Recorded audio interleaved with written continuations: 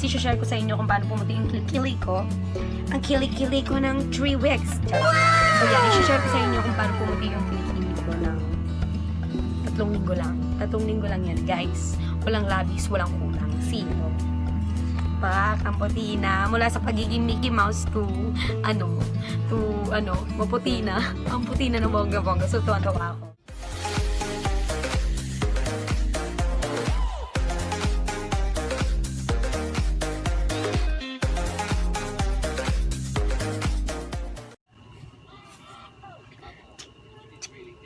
Annyeong!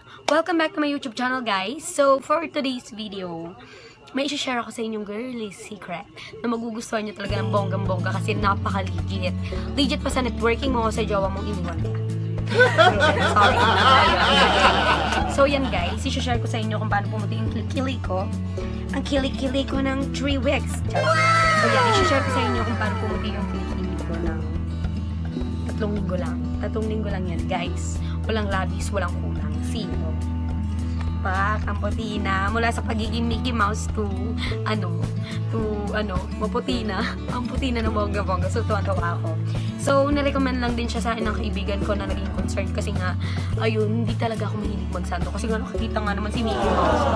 Hindi pwede makatakas yung alaga mo, di ba? How dare you! So, yan. Gusto ko lang din i-share sa inyo kasi alam ko namang problema din kayo. Iniisip nyo din, ang galing naman, paano nyo yung ginawa? So, yan, ganun din ako sa kaibigan ko. Sinabi ko rin, ang galing mo naman, be, paano mo yung ginawa?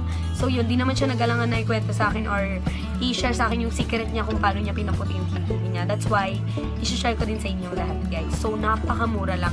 Home remedy lang, guys. So, I'm using, ayan, honey, Australian honey. Pure honey to, guys, na nabili ko lang sa grocery ng 200 pesos. So, 3 weeks ko lang siya ginagamit. So, ganyan lang palang yung bawas niya. So, feeling ko magagamit ko to ng ilang buwan tapos maputi na talaga yung jili-jili. Kasi bandang part dito, parang ang ano niya, parang siguro ito yung pinakamaliliit na mag-whitens kasi guys parang low lang. Hindi ba basta mag-whitens din naman siya, nag-whitens din naman yan guys, hindi na parang may libag. Di ba naman pag may tingin natin parang may libag. So yan guys, yan. Siyempre may kasama din yung hilig tsaka sabon. So, the next is baking soda. So, ayan. Bumili lang ng baking soda na nasa box, yung 30 pesos. Ayan. So, matagal ko na rin siyang magagamit, of course. And then, lemon. So, kinakat ko lang naman tong lemon to 1/4. So, ayan. Ito lang yung magagamit ko, guys. Then, ang procedure na ito, guys, titimplayin natin mamaya. Ituturo ko muna sa inyo. Ang ginagawa ko kasi, pagising ko, so mga pagkatapos kumain yan, mag-almusal ganyan, mga tanghali, naliligo na ako. So, bago ako maligo, nagtitimpla muna ako yan. Then, binababad ko sa jelly ko ng bonggang-bongga ng 20 minutes. Walang labis, walang kulang. Yan. Then, dapat nasa portion lang din siya. Tamang portion lang. Kasi, nag-over portion ako nung nakaraan. Diyos ko, nasunog Parang ang hapde. Parang hindi ko na siya matiklop. Kasi nga, mahapde. Kaya, dapat naka-portion lang talaga siya. Kasi baking soda nga gamit namin. Tapos lemon. So, naghalo medyo masakit. Kaya, dapat, etong kutsarang to lang gamit ko. Tigi isang portion lang yun. Oo, diba? Kita mo naman. Kaya tingnan mo, namumula pa kasi bongga-bonggang. Ginalingan ko ng bongga-bong, nag-over portion. Kasi guys, kailangan din nating hintayin na pumuti siya. Kasi nung first week naman, nagla-lightens na siya, ganon. Second week ko talaga siya nakita nag-lightens na bongga-bongga. Tapos nawala na yung mga, akala mo, anong yun? Ano ba yun? Akala mo, tibitigyawat ng bongga-bongga yung hindi. So, yun na nga. So, thank you din sa friend ko na naging concern sa akin na, yan, Vim, share ko sa'yo. Kasi, lagi ako inakasar noon. Sabi niya, Vim, kamusta na yung Mickey Mouse mo dyan? Nakatakas na ba? Sabi ko, mas ka talaga. Tuturo ko na sa inyo guys kung paano siya timplahin ngayon. So, sa mga hindi pa po naka-subscribe kay Ate Bimbi, please click the subscribe button and the notification bell para po ma-notify po kayo kapag may bago akong mga videos. Then, let's start guys. Ayan na, ituturo ko na sa inyo kung paano ko siya tinimpla. Kasi hindi pa ako naliligo. Kasi ayan, hindi pa ako naliligo. Maliligo pa lang ako. So, bago kasi ako maligo ngayong gabi, naliligo kasi ako umaga tapos gabi. So, bago ako maligo ngayong gabi, naglalagay din ako. Actually, 2 times pala siya ilagay. Ganun ako ganun ko siya gustong mag-white na agad. 2 times ko naglalagay. Sa tanghali, tsaka bago ako matulog. Actually, nilalagay ko rin siya sa mukha ko, guys. Papakita ko rin kung anong color ng mukha ko dati, tsaka yung color na yun. Ayan. Nag-lightens din naman yung mukha ko kasi nilalagay ko rin siya. Kapag inuuna ko muna yung mukha kong lagyan, yan, nilalagyan ko muna. Sabay sila matapos 20 minutes, 20 minutes. Medyo inuuna ko lang talaga tong mukha kong banlawan kasi mas nauna nga naman siyang lagyan, di ba? So, pagkabanlaw ko ng mukha ko, yung kilikili naman sabay ligo na ako. So, nilalagyan ko din yung mukha ko, guys. O, tignan mo. Di ba? Sobrang pangit yan dati, tigyawati ng bongga-bongga. Pero pangit pa rin naman ngayon, guys. So, yun na. So, yun na nga. Let's start, guys. So, alam nyo na. Tara na. Tara na! Tara. So, hi guys. So, yan, nakikita nyo lang yung bilbil ko, tsaka yung bubsi ko. Bakit ganun? Bakit ganun? So, yan, tatapan natin. So, meron ako ditong mangkok. Mangkok. So, yan, mangkok. Dapat malinis na mangkok, ha. And then, meron ako ditong, ayan, teaspoon. Galing tong Jollibee.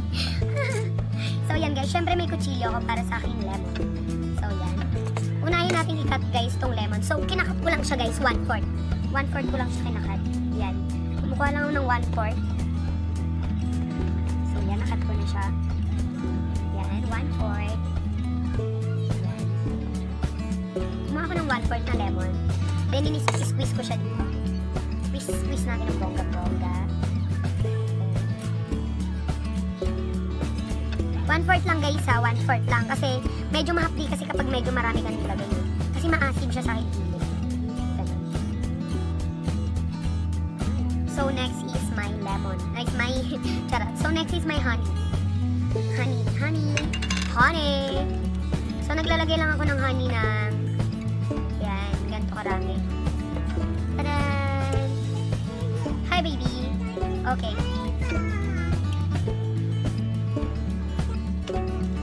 So, yan. Nilagyan ko siya ng honey. Isang spoon lang din ng honey nilagay ko, guys. And then, lalagyan ko siya ng baking soda. So, lalagyan lang din natin siya ng baking soda. So, dahil buo-buo siya, ganyan. So, isang teaspoon lang din nilalagay ko. So, yan. As you can see, bumubula siya, diba?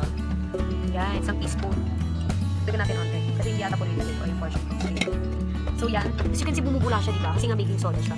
So, yan. Haluin mo lang ng haluin hanggang mag-dense. So, yan. Hinalo ko lang siya ng bonggang-bonggang halo. Hanggang mahalo na. Bango. So, yan. So, oh my god, naparami natin ng ganito. So, dadagdagan natin siya ng kalahati, guys. Kasi parang feeling ko kulang. Parang naparami yung lemon ko.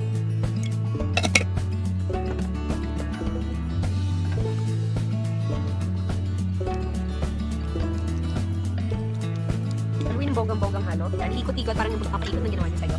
So, yan. So, yan na. Ganito na yung kinalalabasan niya yan. Parang liquid siya, di ba, guys? So, yan, guys. Liquid lang kinalabasan niya, di ba? Yan. Liquid lang siya. So, yan. Ito na yung pinaka-deodorant natin. Ibababad natin siya ng bongga-bongga. Hindi siya magtitiken sa tulad ng ano. Kapag baking powder nilagay, ganun. Baking soda kasi to. Kapag harina nilagay mo yon, mamumuo. Ganun, di ba? Pero kapag soda, baking soda, ano lang siya, kukulo. Ganun. Parang bubula-bula lang. So, yan. So, bubula-bula lang, guys. So, ito na. So, yan na. Ito na yung finished product. Syempre, may buto. Hindi ko na tinanggal ng bongga. So, yan. Lalagay ko lang siya sa kilikili ko. Kiss-kiss ko lang talaga siya ng bongga-bongga. Kiss-kiss. Yan. Kiss-kiss ng bongga-bongga. Ang bango niya, guys, kasi amoy honey. Pero may ano may yan. Kikis-kis mo lang ang bonggang-bongga. Kiss-kiss. Dagdag kiss-kiss ka na. Yan. So, yan. Nilalagyan ko lahat kasi alam niyo naman guys dito. So, kaya ganito kasi yung texture niya guys. So, pwede siyang lagay sa mukha.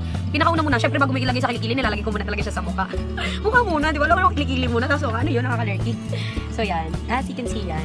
So, nalagyan ko na lahat. So, yan. Bababad ko lang siya ng 20 minutes na nakaganyan. So, diba? So, marami pang tira. Ganun kasi, napansin ko kasi nung unang gawa ko maraming tira. So, ayoko lagyan tong kabila. Mahapdi kasi, guys. So, yan.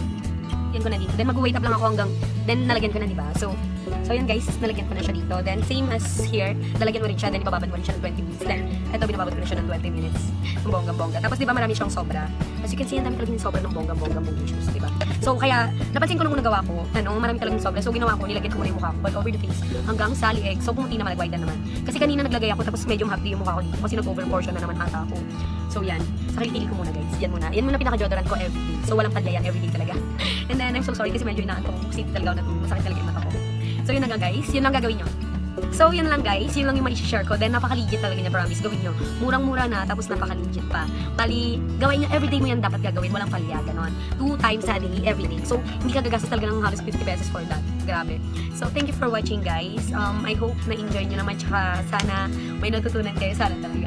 So, itry nyo, guys. Promise. Legit lang sa mga gawa. Thank you for watching, guys. So, sa mga hindi pa nakakapag-subscribe kay Ate Bimbi, please click the subscribe button and then the notification bell para naman ma-notify kayo sa next video ko sa mga i-share ko pang secret revelations. Malay nyo. Tapos susunod, i-share ko yung anak naman. Charot. So, thank you for watching, guys. Maraming salamat sa support.